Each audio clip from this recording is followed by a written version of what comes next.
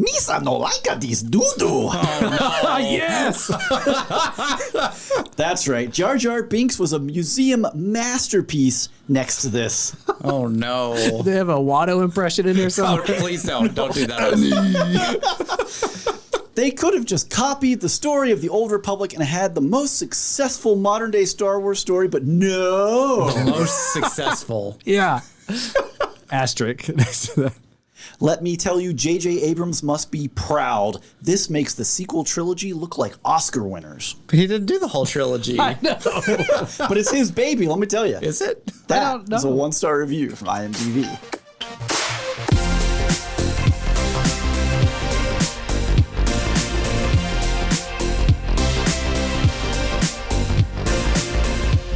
Hello and welcome. We are Spoilers Intended, a podcast about series and films.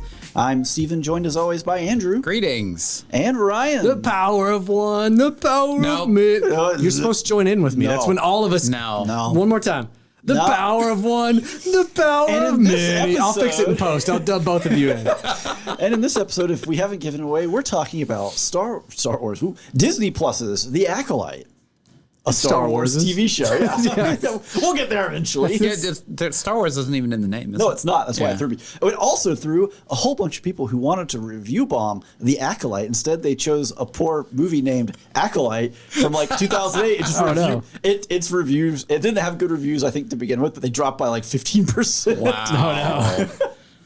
The creator's like, as long as that review doesn't drop, at least I can accept my failure. our engagement has gone up. So, it's all bad engagement.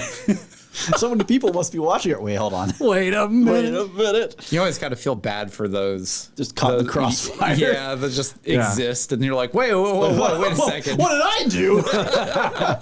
I had this I was name just sitting first. on my couch. I was here first. Yeah. All right, so before we get into any of the nitty gritty here, gut check, feelings, thoughts, search your feelings. It was all right.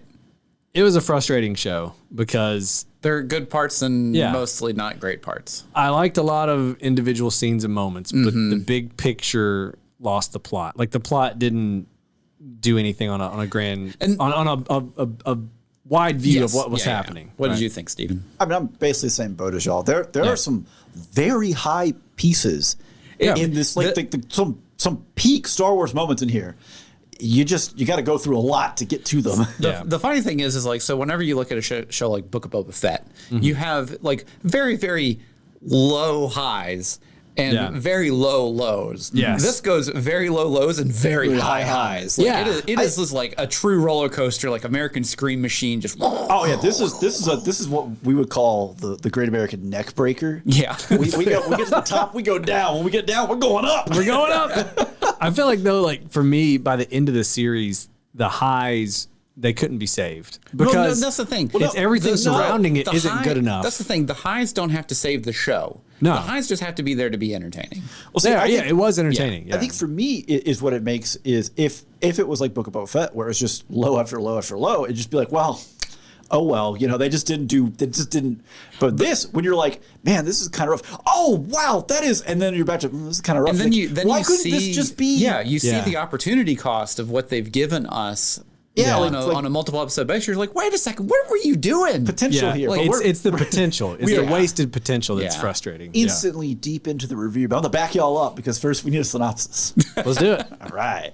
An investigation into a shocking crime spree pits a respected Jedi Master against a dangerous warrior from his past. As more clues emerge, they travel down a dark path where sinister forces reveal all is not what it seems. I mean, sure. But the funny thing is, they say crime spree. The spree, it was just one murder. And then, like, everyone's Other already in the stuff mix. happens, yeah. Right. Well, Like, it's not a spree. A spree has to be multiple. my personal favorite part of this, they travel down a dark path where sinister forces reveal. No, it's just, they just be like, oh, we could be hiding. Here's the secret. You want to know what's, here you go. I'll just give it to you. Yeah. Anyways. I at the outset of this show, thinking it was going to be a Star Wars murder mystery and it's set like, 100 years before anything we've seen in film or TV, I was like, oh, cool. I'm in a million percent. You go back to like the prequels and some of like Obi-Wan as a detective stuff was pretty I loved good. it. Yeah. So this is created by Leslie Headland, who is directed and produced Single Drunk Female, Russian Doll, Black Monday. She's got a fair amount of work behind her already. Mostly TV shows, right? There's a fair number of TV shows. There are also some Russian other... Doll was the Netflix with movie. Natasha Lyonne. Yeah. It's a series. Okay. Yeah. So this is starring...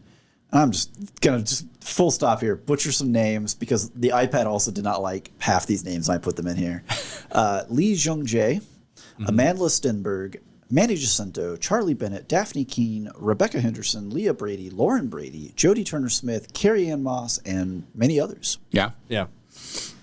Music is by Michael Abels, who worked on Get Out, Us, and Nope are probably the most notable things in his... So he's still pretty new because I looked him up too, and he doesn't have like a ton of like stuff under his belt. Okay. So he's still pretty... He's getting a start. The music in those Jordan Peele movies is really good. Like Nope, Us, all that Get Out. And the music in this is kind of non-existent for a lot of the show, but whenever like you have like the really big moments that we'll get to talking about, like it is good. It's just there's not enough of it. It's just kind of hidden a lot of the time almost. I think too something that a lot of these Disney Plus shows struggle with, and like sometimes they get it, but other times they don't. Like Ahsoka was kind of this way of like they have like their own score, and then they struggle to kind of work in the Star Wars themes or motifs well. Well, it's interesting that and it's like some moments need it. Yeah. Well, and you don't want to play the straight up, Star Wars the Force theme.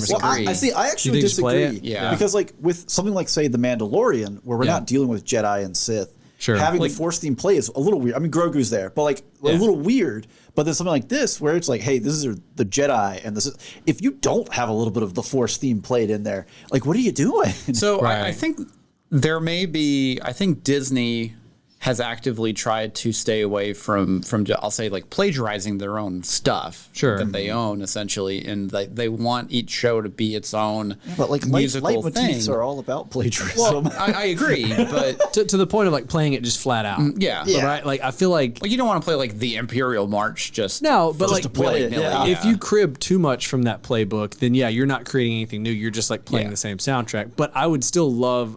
I feel like a little more, like a little more. We need some more. Yeah, we need some more in there. Like for Ahsoka, Kevin Kiner did a fantastic job of inserting some really good Star Wars themes in there towards the end of the show. By the end of the show, it's so frustrating whenever you have really good music and they only use it one time for the final episode of the show. When we were doing Ahsoka, that Andrew was mad for about the first half of the show. Like, where's the Star Wars music? And then it finally happened. You're like, Star Wars music, yay! And it's fantastic. I still listen to the soundtrack. It's just in the show. It just doesn't exist. And it's like, what are we doing here? Yeah. So final piece of info here: rumored budget of roughly $180 million. Ooh.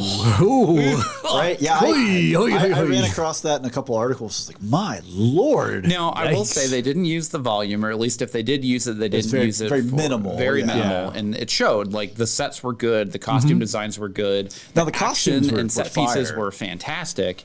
Yeah, the atmosphere, the sets, the action was great. The action was the highlight. I mean, the actual choreography of the fights is like probably some of the peak Star Wars. Like at worst a B. Yeah. Oh, I mean, we might have.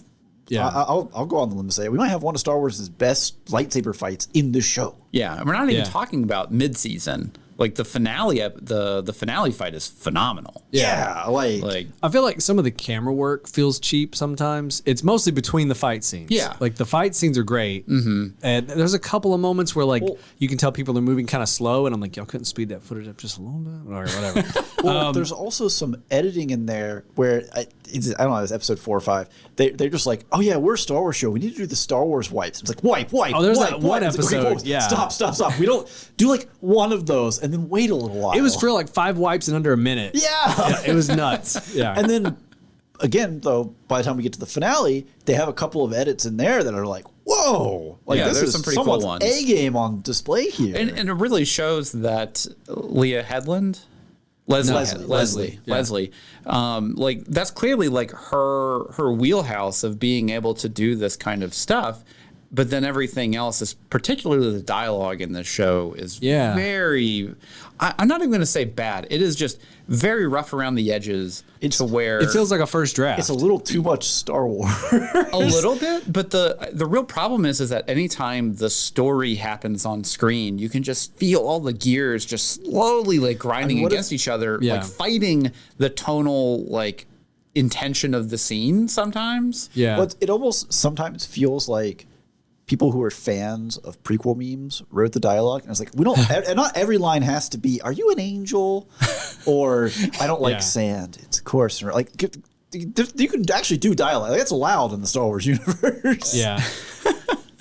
I feel like the characters too, like the motivations of them just switch sometimes, and it feels like a car that has a bad transmission shifting gears. It doesn't feel like a it does not like a smooth. Particularly our two main characters, May and Osha, where there's like, I don't know how to describe it, but like there's at the end of like one episode, you know, you have a character and she's like, "I'm going to turn myself in," and that's it. And then the next episode, she's fighting the person that's trying to arrest her, and it's like, what are you doing here? I thought you were going to turn yourself in. Yeah, like, I don't.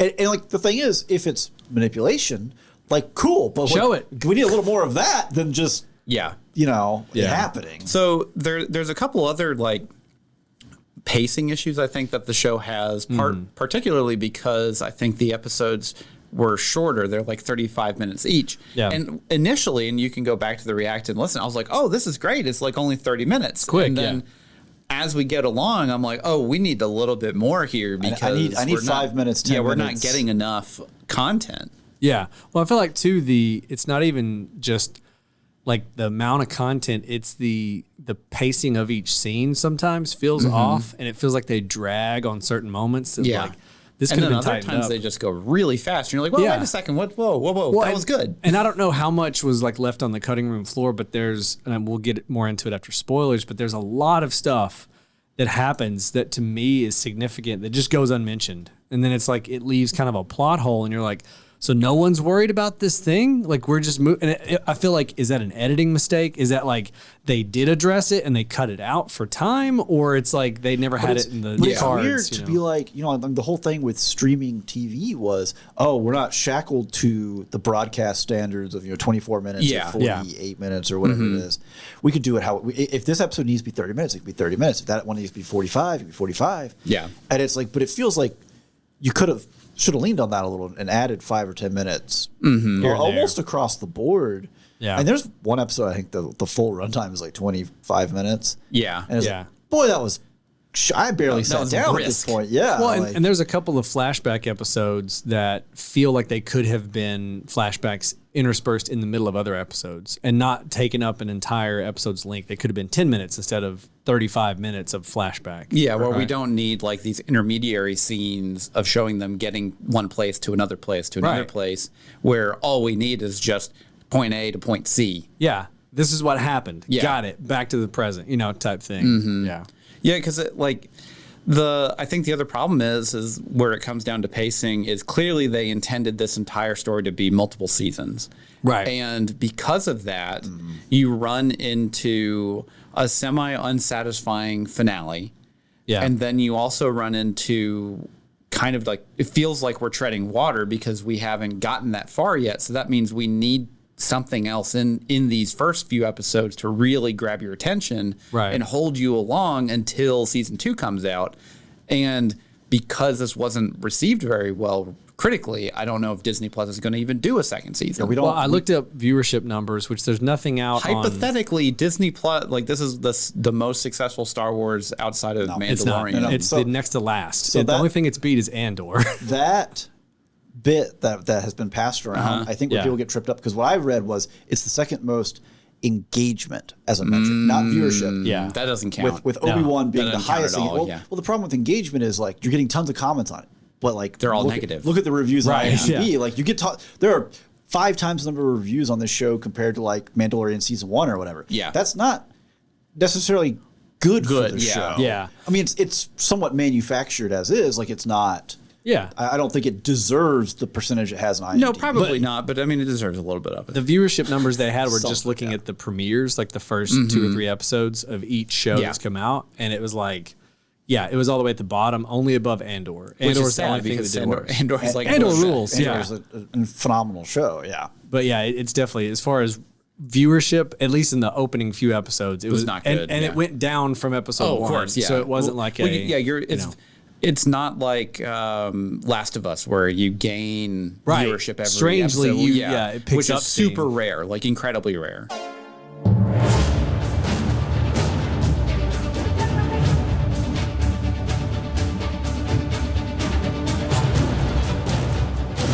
This show takes us back in time to a time before prequels. And if you want to go back in time to a time before this episode, SpoilersIntendedPodcast.com has got all of our prior episodes right there for you to listen to, along with other things like links to our Discord and socials. Yeah, we have a Discord. You should come and join us. We love to talk about new shows, old shows, what we're watching, what games we're playing, what food we're eating, what our pets are doing, all sorts of fun stuff. Most of the time they're sleeping. They're lazy cats, Yeah, it's the only time you can get good pictures when they're not moving.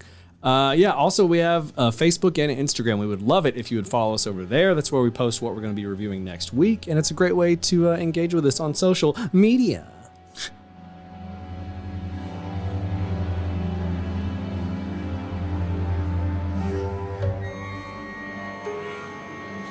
All right, with that dark and sinister turn, we have punched through, taking the hyperspace lane right into spoilers. So if you don't want to be spoiled on Acolyte, get out. This is your time. Yeah, this is definitely your shot. This is your or you can get spoiled on it too. I don't think you're missing terribly too much. You're not missing anything. Oh no, guys! Stay buckled in, kids. It's fine. So first off, let's do a little trivia. There's not a ton out there. Okay. So this is the first English-speaking role for Lee Jung-jae. Yep. And he's from Squid Games. He's native South Korean. Yep. From Squid Games. He learned English for this role. Yeah, he only had 4 months to learn it. Yeah, man, that's a tight. lot. Yeah. And that's borderline. You learn your lines and the proper pronunciation and inflection, and then a little bit around that, and that's almost. Yeah. Unless he was just pounding it, man. I saw somebody tweeted out, they were like, I'm cracking up at these people criticizing this guy's accent when he learned English in 4 months, and y'all pronounce things like nuclear and fixing to, and it's like, come on, clean it up. Oh, man. So none of the main cast auditioned. They were all handpicked. Interesting. By Leslie Headland, including Manny Jacinto, who said that if he had not signed on... Jacinto or Jacinto? Jacinto? I actually don't know. Put some stank on it. Jacinto. Manny Jacinto. It's pretty good. Anyways, who said if he had not signed on, they would have had to have started from scratch on the character of... I just blanked on his name. Kamir? Yeah. Really? Kamir? I mean, granted, like, that was a great hand pick. I mean, Darth Triceps is sexy. Darth Triceps is where it's at, baby. Well, I mean, I think for the most part... They don't, like, if you're like, hey, I'm just gonna handpick. I think for the most part they did a good job. A bad choice, like. No, I feel like the only time when like he struggled was in like the finale. There was like the scene with him and Osha where he's like trying to convince her. Yeah, and he does it kind of like, hey, you want to train or something? Do the thing? Yeah. And I was like, okay, that was a bit too casual. Let's dial it up a little more at stake here for you, buddy. Yeah. But then it's really interesting too, because then Osha and May, I don't think they were given really enough of good emotional content throughout the whole show. But then in the finale, they had 2 or 3 really good moments, and I'm like, where was this? Yeah. Well, it almost feels like a directing issue of they weren't being given the proper direction early in the series, and someone else directed the last one, and they were like, no, feel it like you mean it, or so. I don't know. Yeah, because I feel like really the characters just didn't get enough room to breathe on their own in the show. Yeah. And that hurt it for most of it until you finally reached the end. You finally had enough time. Because again, the episodes were kind of short. You're spread over a fair number of characters, including one actress playing 2 different roles. Yeah. Right. And you're going back and forth, and it's like, well, you don't spend enough time. If you had the same amount of screen time, and it was Osha May, one character, right, and they got all that screen time that was devoted to Osha and May, I think you would have enough time to really know the character and feel. Yeah. But because it's split between the 2 characters, you never get enough time with one or the other to really connect. I don't even know if it's a factor of time so much as it's like the time we got with them just wasn't utilized. Wasn't efficient. Yeah, they did not utilize it enough to make us care about them in a short. Andrew kind of alluded to it pre-spoiler wall with the whole May, I'm going to turn myself in. Next episode, I will fight my arrestor tooth and nail. Right, I can't go back. I'm too pretty to go to jail. Like, what is going on? Yeah. So the other thing too that there were a lot of plot points that happened just in the finale that I think could have been introduced a lot earlier on the show to make a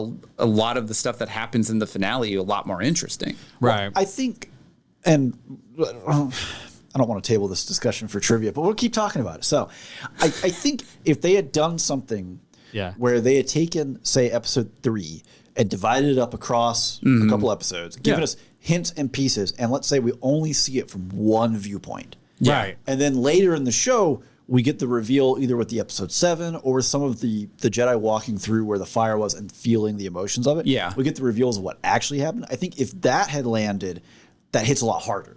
It does.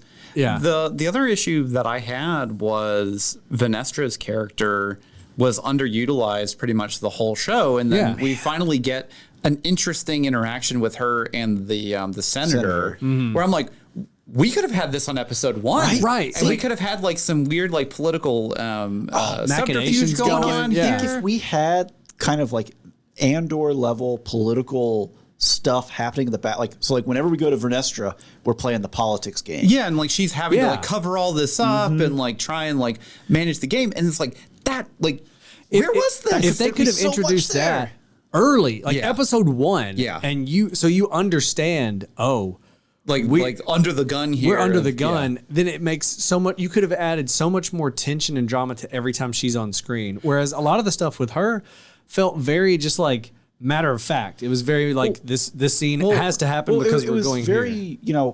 Lady, you're being kind of shady here. I don't know why you're being shady. Because the other thing too is like if you have that plot thread early on, like at the start of the show, and you have Sol kind of like not going off on his own, like she sent him to go investigate and stuff, but then like all this bad stuff is happening, like the death of like the entire like policing squad that Jedi sent, whatever, and now she's having to answer while this is happening and trying to cover for Sol, and like.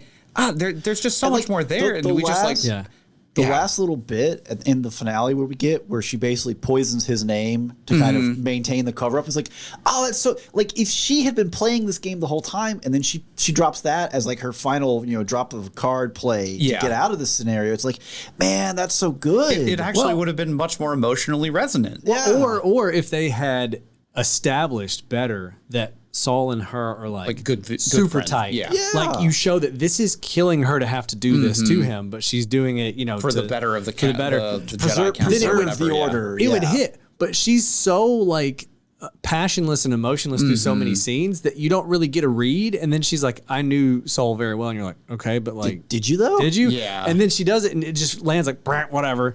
Like, okay, she besmirched his name to, save the Jedi Order. And it's like, well, there's bureaucracy. Well, to your point earlier, Stephen, and to yours, Andrew, I feel like the problem is a lot of the storytelling in this show could have taken notes from things that came before, right? Like a typical mystery, how it unfolds. Like you're saying, you have the flashback only from one person's side. Or if she's like the like the police chief in Lethal Weapon, she's like, dang it, Sol, you get me doing this, Give me your gun and your badge. If you take an established storytelling, style like that, it stinks because it's like that's been done. But it's satisfying and it works. But and what they did here in a Star Wars setting, right? Like that could still, because going back to the again what I'm going to call the absolute high points of the show, which is all the action. Yeah.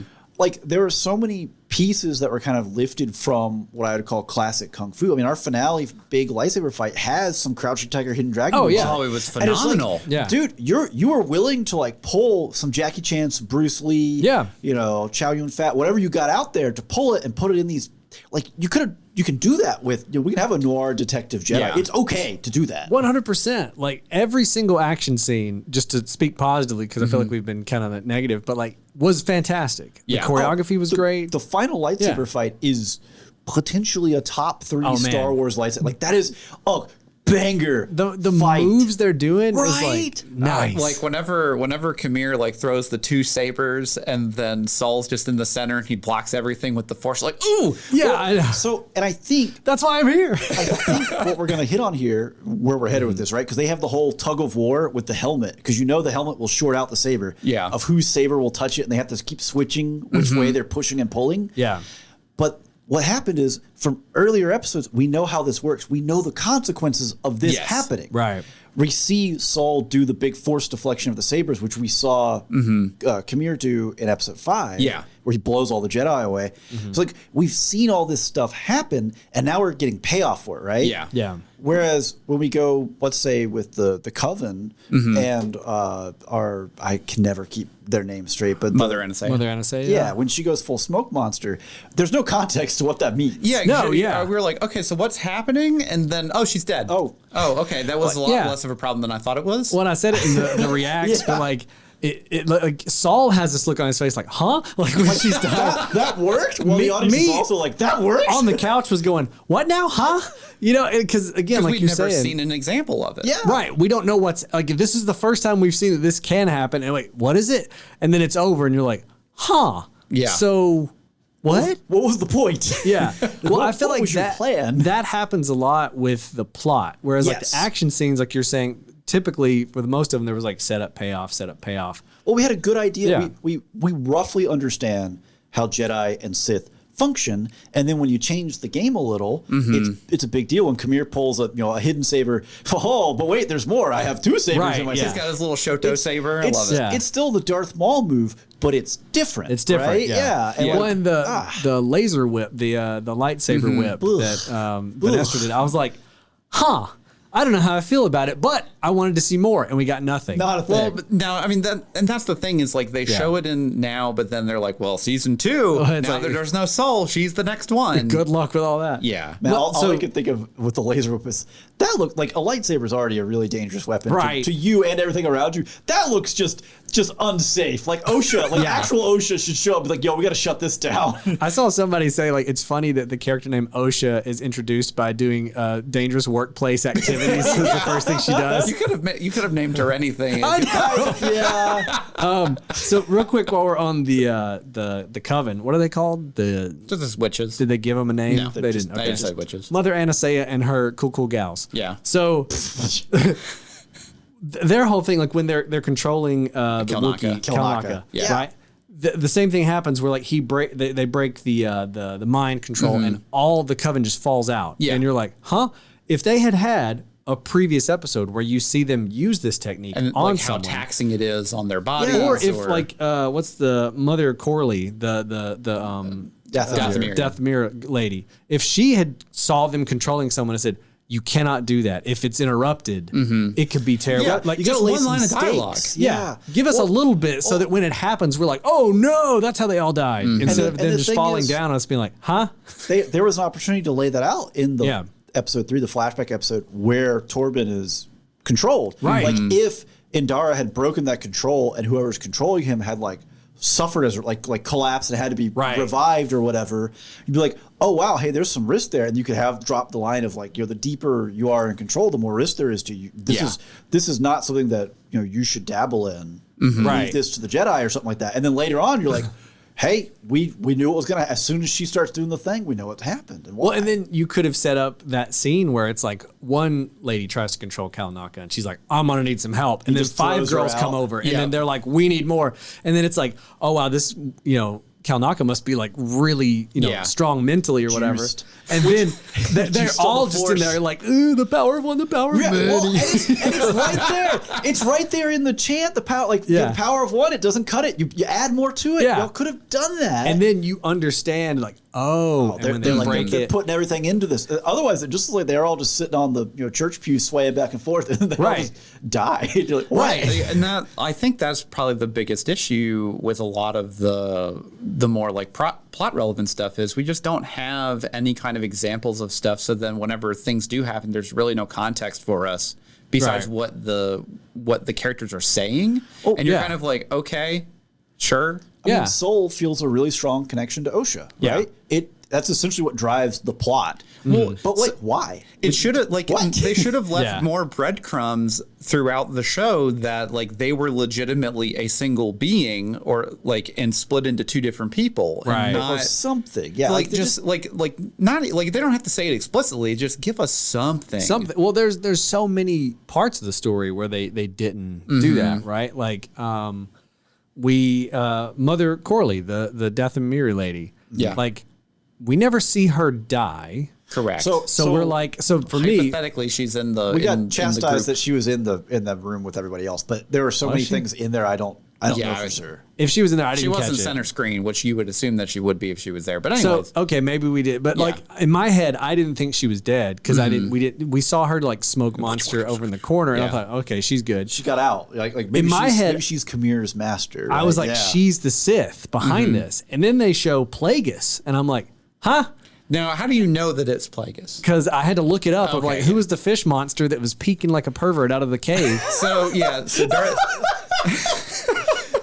Darth Plagueis, there's a book about him, and honestly, the book is fantastic. It's probably one of the best Star Wars novels that they've come out with in recent years. Okay, and so Darth Plagueis is it's definitely him.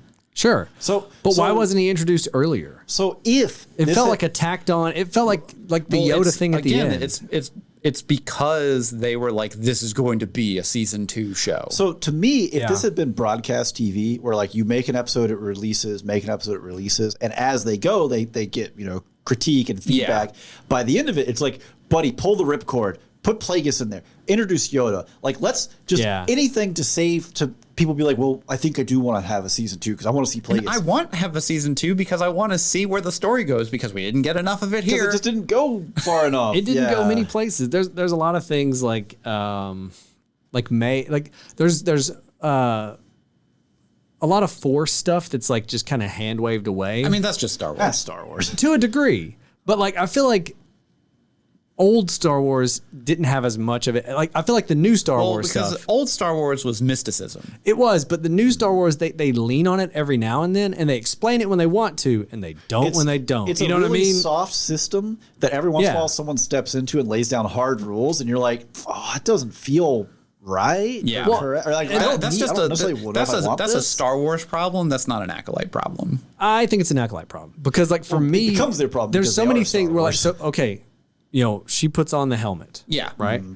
And she's having the bad experience. And then Khmer does something. And then she's out. And you're like, okay, what was that? We'll never touch it. And I'm like, what? What happened? He's doing the whole like black eyes thing that we see when people are possessed. And you're like, that means that she was probably possessing him. Okay. But we don't get any like. Well, let's get into it. Into like his mind space. Like, That's the stuff that frustrates me is like, okay, let's get into that. Cut to. And you're like, what? And then we never come back to it, and I doubt they will in season 2. And it's we'll see. Well, I don't think so. At this point, the cast from season 1 to season 2 has been pared down so much, which kudos to the show for just killing characters, just offing Yord and Jackie in just rip baller ways. Yeah, I mean rip. Jackie. I mean, she went a pretty. The triangle, pop, pop, pop. I was like, oh yeah, like I stabbed you once, not good enough. Twice, 3 times. Yeah. But like, okay, Basil. The tracker. Yeah, the tracker. Okay, you want to sabotages You want to talk about character motivations? I don't understand. Why did he sabotage the show? I don't know. This is my take on it. Okay. So it looked like Sol was about to actually just shoot May down. That makes no sense because he's trying to prove that a vergence exists, so he needs both of them alive. Again, that's just what that it looked like he was trying to like actually take her out. I mean, like, and Basil's like, no, man, are a thing in this universe. That's not you, bro. I guess it didn't. It did not read that sense. Way. It was just kind of like, well, that's the only thing that I was like, I think that's it. Right. There was no like explanation. They didn't go into it at all. They didn't have a like, the tracker when the other Jedi show up didn't go up and be like, he's crazy. He was gonna kill her. I saved her. Like, say that and have them say it out loud. Like, do anything. When he does it, Saul looks back at him, but doesn't even look like surprised. Like, how could you, Basil? He just looks like, huh? He looks back at him like, oh yeah, you're still on the ship. Yeah, like it's like he forgot. What? I will How'd that otter get on here? The flight through the planetary ring was awesome. Like visually, it's fantastic. Oh, dude, when we entered the ring, I was like, oh, here's the budget. Yeah. Well, again, to the point though, that's the problem of like, there's the moments in the show are enjoyable and entertaining. But if they had given us context as to why Basil would care about May, then that makes perfect sense and it's ironclad and it's like, satisfying. Like that's why he did it. That's how she got out. Now they go to the planet. Instead, it's just like, wait, what's he doing? Huh? And then you're like, I don't get it. Like, what? Why? Now I'm not even paying attention. I have to rewind the scene because I'm going like, did I miss something with Basil? Did him and her get to be buds at some point? You know, did she force power control him when she did it? Repaired the droid, made the droid hers. Like, well, and then the droid got mad at Osha whenever she's like pip, and then it sprayed her in the face. I'm like, okay, that's really totally weird. He's got red. He's got red lights now. He's evil. Also, converted. Question: reprogrammed. This is what my wife said to me. Factory reset like a cell phone just kills me. So it gets you. They factory reset it, and what you find out is the factory defaults of that droid are evil. Yeah, exactly. Yeah, it's just an evil droid. But when she gets into the escape pod, which is like a 3-stage escape section, and she goes, "See you in hell, Jedi." My wife goes, "Does the Judeo-Christian God and existence of heaven and hell exist in Star Wars?" Hell exists in Star Wars. It does. Okay, because Han says it. In Empire Strikes Back. Okay, you'll never make it past the first target. Then I'll see you in hell. Okay, good. Okay, because I had a moment. I was like, I don't know. Does it? I was like, no, I'm confused. Well, and that's the thing is like. And that's where a lot of this stuff, like the original Star Wars was about mysticism and that kind of stuff. Sure. It had nothing to do with like hardline rules. And now like it feels weird because we had, I say, decades worth of content that have like tried to make hard rules that George Lucas just didn't care about because it just sounded cool or whatever. Yeah. And now when they're like, I'll see you in hell, you're like, that's a weird thing to say. Yeah. When really you would have just like, taking it at face value, or like I'll see you in the between world, the world between worlds. Yeah, whatever. It doesn't sound as threatening as that. It doesn't roll off the tongue, so you know. I feel like let's talk about Saul. Okay, I feel like he gets done dirty. I mean, a bit, like character wise, directing wise, action wise, what?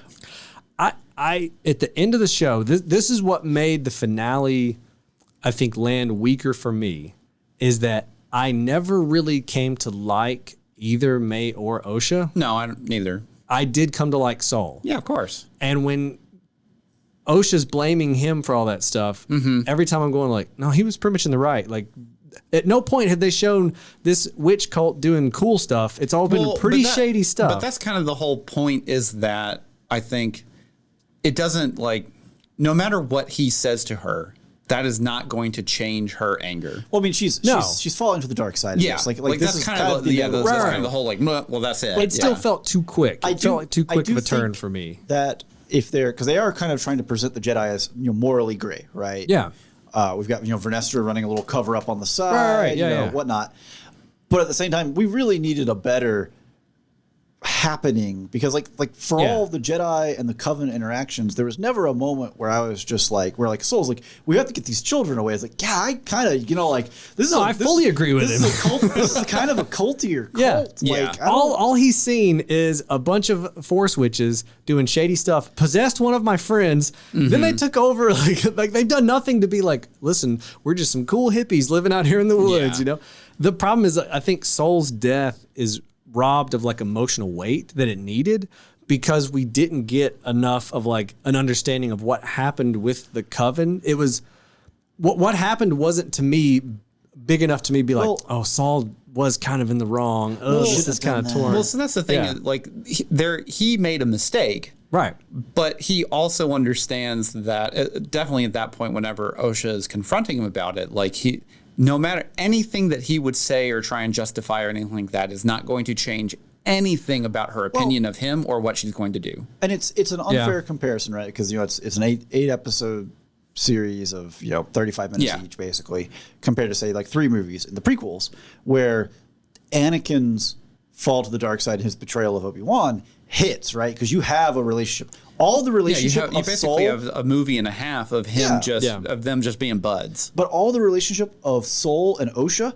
is off screen. It's before the series starts when he trained her. Yeah. If we're gonna get a flashback, why couldn't we get a flashback of some of that? Right. So then to give us more her fall to the dark side and killing him and his hiding what happened to her, like boom, we hit now, baby. Like, come on. We need examples of these kind of things so the audience can have context to the emotional weight of what's happening. And when we don't have that, we're just like, well, okay. Yeah, occurred off screen and they just told you, you were my Padawan. Okay, cool. What are the emotional stakes of the finale, right? Mm-hmm. It is Soul getting killed by Osha. Yeah. And it's Osha and May having a general confrontation. A general confrontation. We did get a flashback with them, but even then, at no point during their flashback was I like, oh man, I really get it. Like these sisters are just conflicted. It was like, May seems like a little dirtbag. She's like kind of a jerk. And I feel like they're pressuring her into being at one point, like, I didn't start that fire. It's like, we got 2 flashbacks of you starting that fire. You started the fire. Dude, you started the fire. Yeah. That was another thing. I yelled at the screen when she was like, I didn't start the fire. I'm like,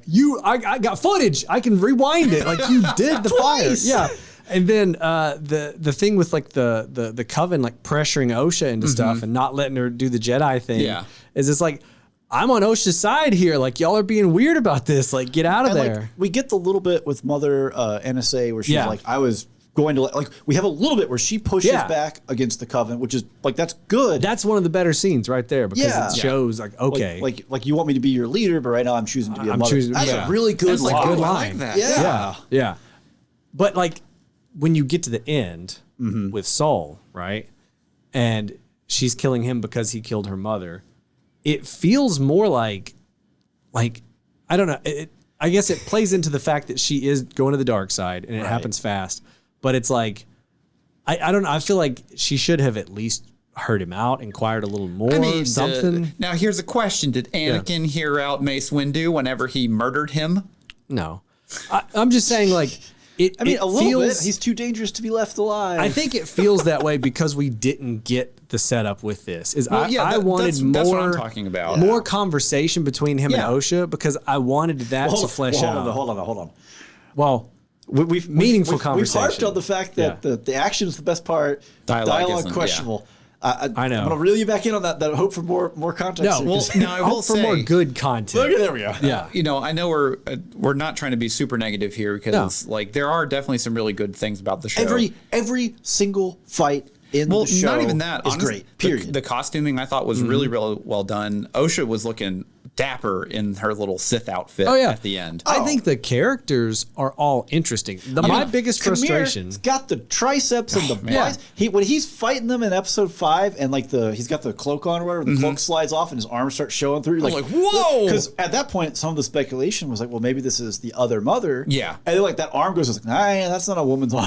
That is a ripped dude. Well, and I think a lot of my negativity comes from the frustration of squandered potential. Exactly. Where I like a lot of these characters at face value. Yeah. What we got from the characters.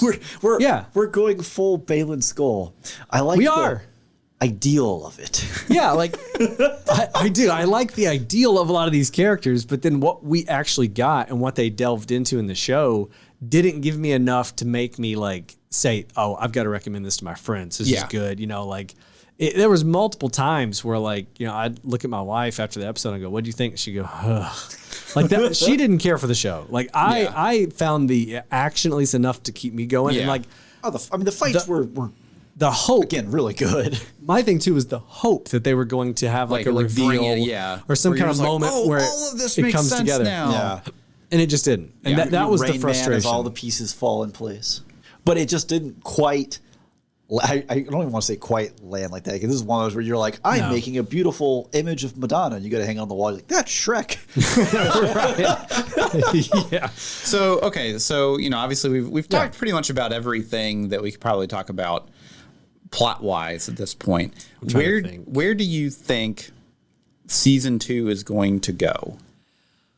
I don't know, because honestly, right? So you have May. She's had her brain wiped. Yeah, which I thought that was a really weird thing to agree to. But that was quite an approach to it, where it's like, hey, throughout this, you've shown that the Jedi, the only Jedi who is willing to forgive and shelter you, you've killed now. Right. And you're like, well, you got rid of that dude. Brain wipe you. So now that you're, have the mentality of an 8-year-old, and then turn you on the tender mercies of the other Jedi. The bureaucrats. What? Yeah. The bureaucracy. Like literally, I thought they were going to cut to her in jail, death sentence for tomorrow, and then it's like over. And with like her head just leaned against the wall, drooling because they wiped her brain, and they're like, "Well, there's nothing to learn here, so I guess we just I don't know."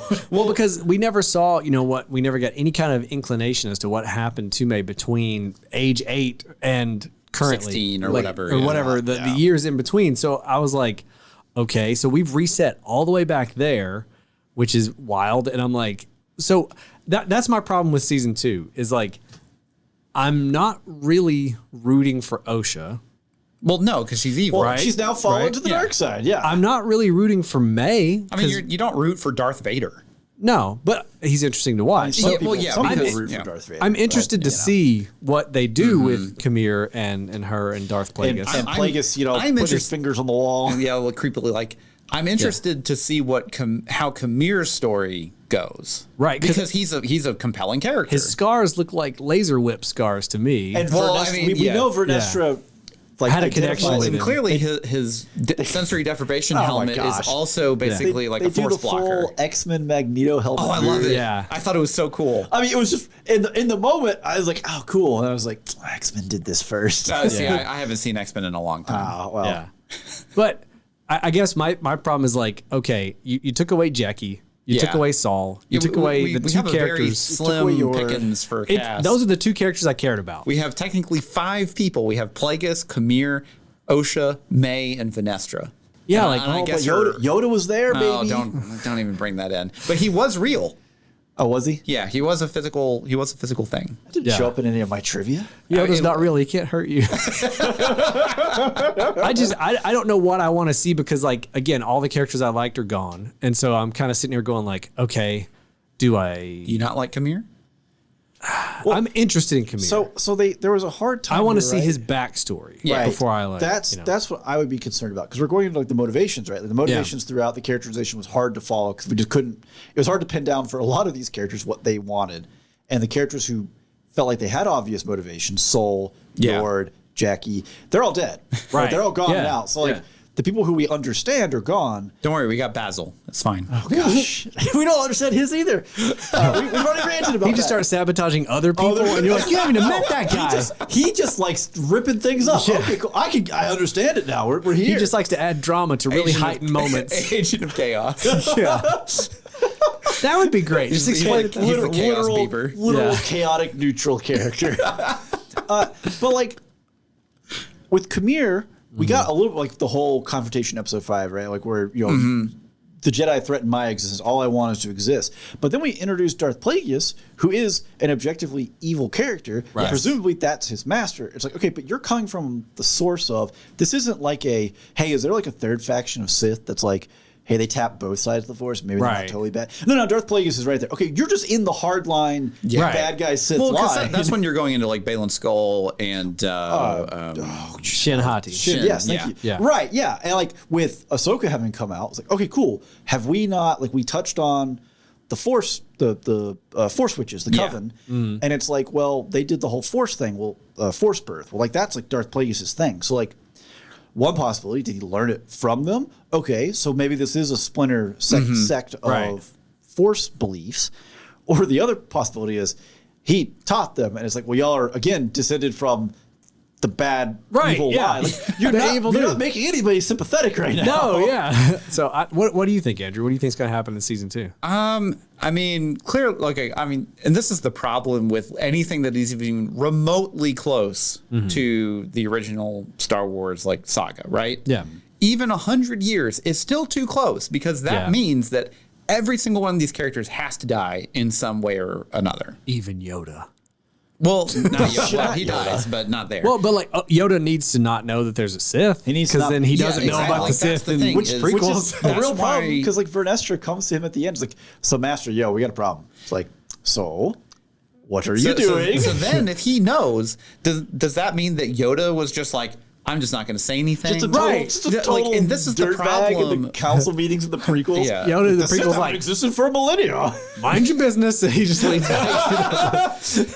And that's the problem that I have with when they make it too close to what we already have. Yeah, just make it 1,000 years ago when Yoda it doesn't even exist yet. If we had just drop kicked this thing into the deep past. Mm-hmm. And then, like, hey, maybe this is the moment where the Jedi extinguish the Sith, and we have the belief in the prequels of they've been extinct for millennia. Yeah, exactly. Like, there's so many problems whenever you're getting close to the main timeline. Yeah. So because of that, like, I honestly don't really know. Like, because does that mean that at some point in the show we're gonna have, like, say, season 2 somewhere? Freaking Ian McDermott shows up to play Palpatine as Sheev or whatever. Yeah, like please don't do that.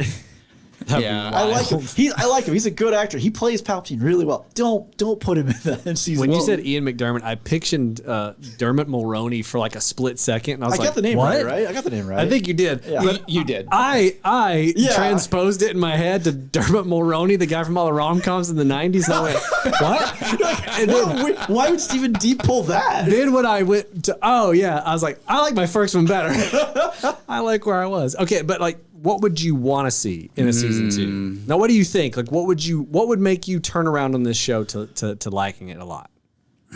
So the Darth Plagueis book is supposed to be good. The Darth Plagueis book is very good. So let's just crib heavily from that story and put it on screen. We may already be past the point. No, see, that's the problem. The Darth Plagueis book actually takes place about 30 years before episode 1. Oh, so we just need a time skip between one season and the next. Yeah. So we're gonna show up. Osha's 88 years old. No, Osha is like in her prime. 40 years, really strong Sith. Kamir is now old and baggy. Here comes old Sheev in to save the day. Strolling in. Who would play a young Sheev Palpatine? I don't know. That's a great question. Jesse Plemons. Who is that? Meth Damon. Oh. Wow. Tom Holland, obviously. Oh, he's so hot right now. I bet Timothy Chalamet could do it. Timmy Cham's got it. Also so hot. He's the new Tom Holland. I'm like, a Sith and stuff or whatever. My lightsaber's totally red, just like yours. Oh, yeah. Actually, before we go, we need to talk about her changing the lightsaber bleeding red. saber. Yeah, so that was from the Ahsoka book. But I guess it's canon now. But basically, like, the whole thing was before this, or before the Ahsoka book, it was just kind of like you just whatever crystal you put in there is what is in there. So it could be whatever color you wanted it to be. And then essentially Ahsoka's story changed it to where whenever you turned evil to the dark side, it turned red. It like makes the crystal. It makes the crystal bleed. Yeah. So I guess that's the thing now. It's in there now. Which is fine. Like, I don't really care. It also got like rougher, kind of like Kylo Ren's saber. I thought that was cool. There was a lot of speculation, right? Well, is Kamir the founder of the Knights of Ren? Are we going to get that tie-in to carry through to the sequel? Which then begs the question of where were the Knights of Ren for 150 years? But hiding under a rock in the ocean, drinking blue milk, hanging out with Darth Plagueis. Looking all in a cave, their fingers creepily on the wall. Oh, man, he's looking at that cave. I was way he leans out, like, so what's going on over here with his hand on the? Why? What is that? Yeah, that's the thing. Is like, there's no reason for him to be hiding here, I guess. Unless it he should have just been standing there looking menacing. He's like, he just got up. He's in his like boxers. He's got like a morning beer. Hair of the dog. He says as they fly away. No. In the true Sith manner, as they pull up and fly away, he's just standing on the cliff, watching the robe flapping the breeze, and then he just ignites his lightsaber for no reason. Just for no reason. Just turns it on so this is a bad guy. Yeah, just checking to make sure the switch still works. Make sure it still works. Had it for a while. Yeah, it's routine maintenance. I promise. Still got it. Oh God. He looks over those weird little like elephant-looking mini worm things. Oh yeah. They look over at him. They're very impressed. He's like, "Yeah, you are." This isn't even my final form. Yeah. What were those things? What can we name that? You know what I'm talking about. Do they have a name? Worms? I don't know. Do they have a name? Elephirms. They probably do. I'm sure they have to have a name. It's probably got too many consonants. They were cute. Were they though? I liked them. I liked them. I was like, hey, there's those little guys. They weren't gross. Porgs? Puffin substitutes. I can't think of their names. Puffin substitutes. To hide all the protected nerds. Yeah, they weren't porgs. Yeah. But we also didn't have to watch, a character we like roast one of them and eat it. Well, I mean, there's always season 2. Man, season 2's coming up. That's what I want to see. Oh, man. All right. I want to see someone roast one and be like, ugh. We should not have eaten this. Kabir's like, I'm sick. I feel it. I see these things all the time, but I never ate one I've before. always wondered. He looks over and a group of them are into it. They're like, yes. He's like, what? No, it's weirder. What's happening? Oh, gosh. Okay. Well, we have gone very far afield. We have. So I think in summary, would you rewatch this? Would you recommend this? I'd rewatch the fight scenes. Yeah, I'd rewatch scenes watch of it. some of these fights, like the Kelnaka possessed fight and the final lightsaber fight. Yeah. Whew, Yeah. Those are good. spicy. Mm-hmm. I would recommend so many other Star Wars shows before this. Would you recommend Book of Boba Fett over this show? Oh gosh, no. Only if you'd seen Mandalorian and you wanted to see like episode 4. The only You know what I mean? Like, okay, that's true. There are 2 episodes of The Mandalorian in Book of Boba Fett. that's literally when my brother was like, "What should I watch?" I was like, "Listen, skip over everything. Just watch 4 and 5 and get out." See, the key to Book of Boba Fett is that it exists as a way that when you have that friend who's the hyper Mandalorian edgelord who won't stop talking about Boba Fett, but buddy, this is what he's like canonically. Yeah, he gets hazed by a bunch of like biker riding a Gen Z bantha. teens. This old wrinkly dude lays in a tub of Bacta for, I don't know, like 10 minutes of this season. Like the older I get, the closer I get to that too. And I'm like, oh, I did an Epsom salt bath the other night, and I'm like, I'm just like Boba Fett. It resonates with me now. Yeah, my old bones. I would definitely recommend this over Book of Boba Fett. Yeah. I mean, this has got objectively some baller fights in it. Like For whoever, sure. if Disney learns any lessons from this show, and there's Hire that choreographer. dude, throw the bank at that person and be like, you do every fight scene that involves lightsabers. Go for as long as you live. Put them on a retainer and like just keep them in house. When they eventually drop the Rey movie in like a year or two or however far out that is, like those fights better be choreographed by whoever this person or team was that did this show. Because if it is, hey, you're already one step ahead of the game. Right. Yep. Okay. Well, on that note, before we let you go, we got to talk about our Patreon. For just $1 a month, you can get access to all of our bonus content, bonus episodes, commentaries, and other things. Patreon Picks Polls. There it is. Yeah. I had to think about it, so I had to delay just a little bit more. It's just $1 a month, and it's the easiest way to support the podcast. We appreciate all of our patrons. They are incredible people. Very attractive. Salt of the earth. Handsome, beautiful, Brilliant. discerning. Yes. And if you want to join that group, it's just $1. Just What a $1. barrier to entry. And you can give us more than $1 if you That's feel froggy. cheaper than your Starbucks coffee. That is a lot like- cheaper. That is like a fifth of your Look Starbucks around at coffee. inflation. A Taco Bell bean burrito used to be $1.29. Now it's like $5. Patreon's $1 a month. McDonald's, Come on. Taco Bell, they barely even have a $1 value menu. They the don't. whole Patreon is a $1 value menu. Exactly. Anyways, until next time, follow us on socials, leave us a review wherever you're listening now, and share us with a friend. I'm Steven. I'm Andrew. And I'm Ryan. And every spoiler was intended.